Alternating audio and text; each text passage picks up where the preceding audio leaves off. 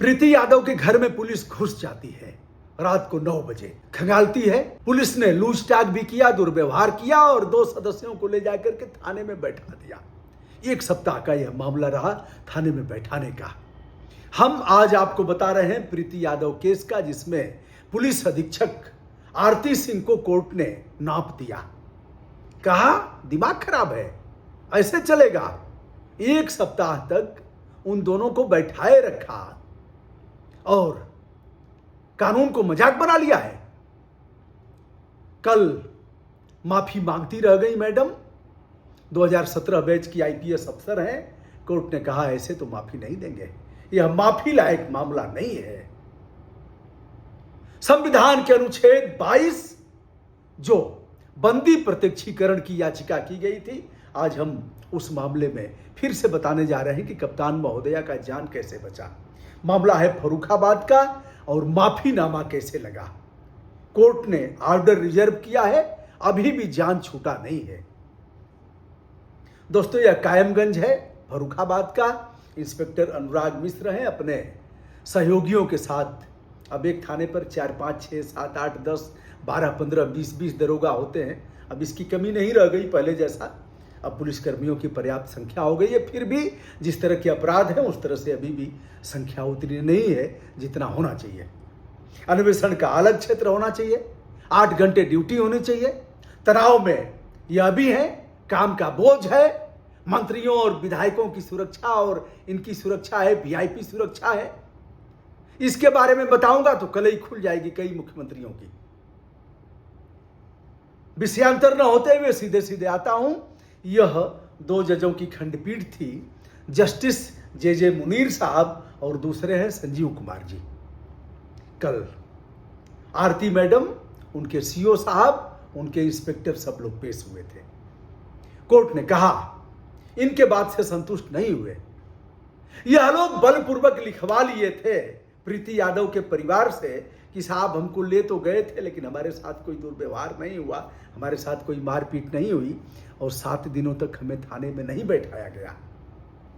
साहब ले गए थे, चाय वाय पिलाया, नाश्ता कराया, हम इनसे कोई इस तरह से लिखवा लिया। और जब कोर्ट ने कहा कि हलफनामा दाखिल करो, शपथ पत्र दो, तो इन लोगों ने शपथ पत्र में वही कागज पेश कर दिया। कोर्ट की त्योरी चढ़ गई। चूंकि मामला यह 2 लोगों के मौलिक अधिकारों से संबंधित था। जहां मौलिक अधिकारों का हनन होता है वहीं लोकहितवाद यानी 226 के तहत जनहित याचिका होती है हाई कोर्ट में और सुप्रीम कोर्ट में धारा 32 के तहत। अब आइए साहब, इस मामले में बंदी प्रत्यक्षीकरण की जो याचिका की गई थी, उस मामले में कोर्ट ने याची को बुलाया और पूरा मामला सुना। प्रीति यादव ने पूरा मामला उनके परिवार ने बताया कि हुजूर ऐसे ऐसे हुआ है और अब हम डर के मारे, हमारी हिम्मत नहीं काम कर रही है। जब हमारे घर में पुलिस ने छापा मारा तो इंस्पेक्टर और जो भी थे वह बात कर रहे थे, ऐसे प्रतीत हो रहा था कि उच्चाधिकारियों से समय समय पर बात हो रही है और ऊपर से निर्देश दिया जा रहा है। अधिकांश कुछ अच्छे हैं, हम सभी पुलिस कप्तान और सभी अधिकारियों को ऐसा नहीं कर सकते, लेकिन वर्दी आपकी लोगों की रक्षा के लिए है। वर्दी की कसम परेड किया है, कसम खाया है वर्दी की।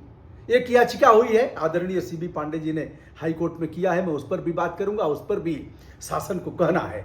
हाई कोर्ट में याचिका किया कि आम जनता को सर और श्रीमान कह करके पुलिस और अधिकारी बात करें। मालिक कौन है? आम जनता है। पब्लिक की स्टेट इन डेमोक्रेसी, लोकतंत्र में जनता ही मालिक है। सर कह करके बात करेंगे। उस मामले में शासनादेश प्रदेश की गवर्नमेंट ने जारी नहीं किया, लेकिन अभी एक जज साहब ने कह दिया कि जातीय रैली नहीं होगी, जाति का नाम मुलजिम के साथ नहीं लिखा जाएगा, अन्वेषणकर्ता गवाहों का नाम भी नहीं लिखेगा। तो योगी जी की गवर्नमेंट ने खट से शासनादेश जारी कर दिया कि अब जाति रैलियां नहीं होंगी।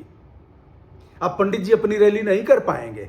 सुन लीजिए ध्यान से, ब्राह्मण समाज की रैली नहीं हो पाएगी, ठाकुर राजपूत समाज की रैली नहीं हो पाएगी, यदुवंशी की रैली नहीं हो पाएगी, किसी भी जाति की रैली नहीं हो पाएगी। लेकिन किसकी रैली होगी? पिछड़ा वर्ग की रैली होगी, क्योंकि पिछड़ा वर्ग आयोग है, संविधान ने उसे मान्यता दिया है। दलित वर्ग की रैली होगी, लेकिन पासवान रैली नहीं होगी, चमार रैली नहीं होगी, यादव रैली नहीं होगी, दर्जी और मेस्तर धुनिया रैली नहीं होगी। उस समाज की रैली होगी।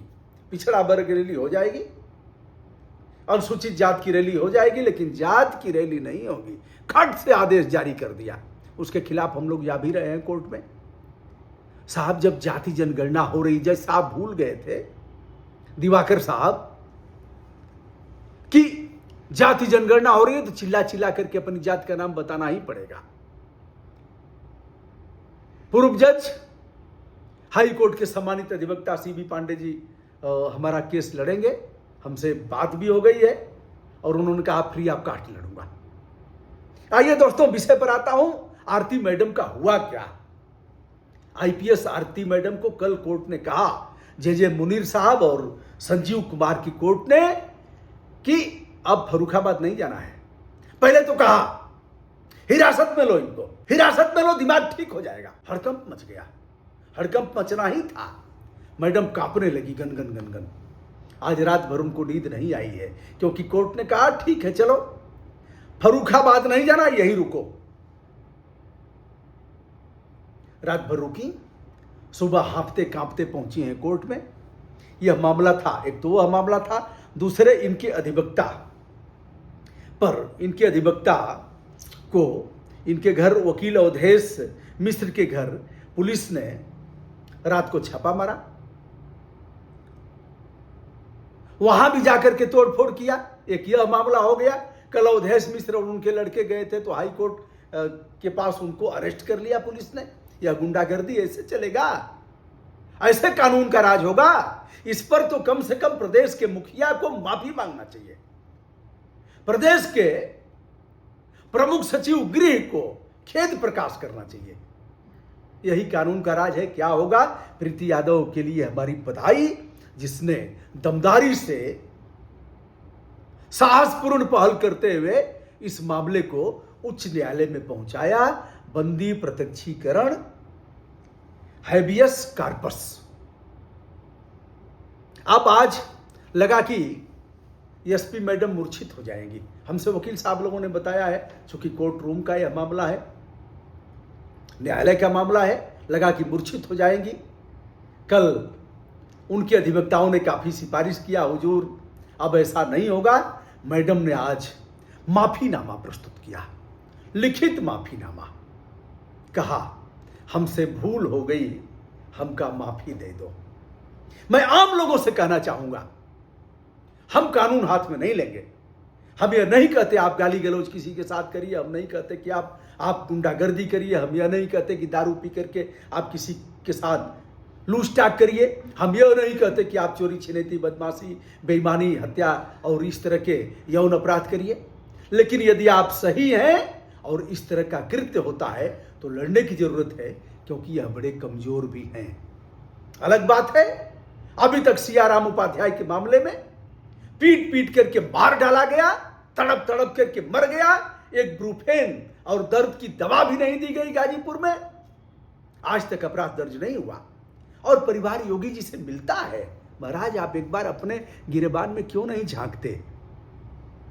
आपसे परिवार, अभी दूध का भात हुआ था, 11 सितंबर को मृत्यु हुई, 9 सितंबर को घटना हुई थी और हमें लग रहा है कि 13-14 में मिलवा दिए विशाल सिंह चंचल योगी जी के साथ, और आज तक एफआईआर दर्ज नहीं हुआ। इसके बाद भी आप कहेंगे कानून का राज है? इसके बाद भी आप सीना ठोक करके कह सकते हैं कि ऐसा कभी नहीं हुआ, यमराज मिलेंगे अगले चौराहे पर, एफआईआर दर्ज नहीं होगा। अफसोस कि लोग वर्ग और क्यारियों में बंटे हुए हैं। दुर्भाग्य कि लोगों ने अपने को छोटे छोटे टुकड़ों में बांट लिया है। दुर्भाग्यपूर्ण स्थिति यह भी कि उसी का लाभ हमारे राजनीतिक दल उठाते हैं, जो सत्ता में रहते हैं वो उठाते हैं। अब माफीनामा दिया, उसके बाद कोर्ट ने फैसला सुरक्षित कर लिया। मैडम ने कहा हुजूर आज बख्श दीजिए, जान बख्श दीजिए, और हम इस पर हम तुरंत जांच करा करके और एक्शन लेंगे हुजूर, एक बार तो माफी दे दीजिए। दोस्तों, यह है कोर्ट की ताकत, और यह है बंदी प्रत्यक्षीकरण, और यह है आर्टिकल 21, जो देश के हर व्यक्ति को, नागरिक नहीं व्यक्ति को गरिमामय सम्मानजनक जीवन जीने का अधिकार देता है। दोस्तों, इस मामले से आपने क्या सीख लिया बताइएगा, और आगे जो अपडेट होगा उसे भी हम बताएंगे।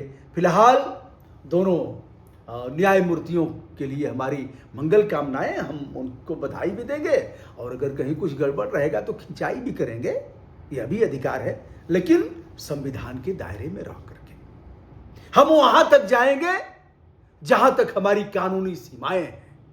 हम उस जगह तक चढ़ करके अपने पक्ष का प्रस्तुतिकरण करेंगे जिसकी इजाजत हमें संविधान देता है। लोकतंत्र की मर्यादा का ध्यान रखते हुए हम वह सब कुछ करेंगे जो हमारे जनतांत्रिक आदर्शों की सीमा में आता है। दोस्तों, मैं हूं ब्रजभूषण दुबे, संपूर्ण विनम्रता के साथ हमारा प्रणाम स्वीकार करिए। आगे ऐसे तमाम मामलों पर आप चाहेंगे तो मैं अपने मोटे मोटे दिमाग से, बहुत उस तरह का नहीं है, लेकिन मैं करता रहूंगा।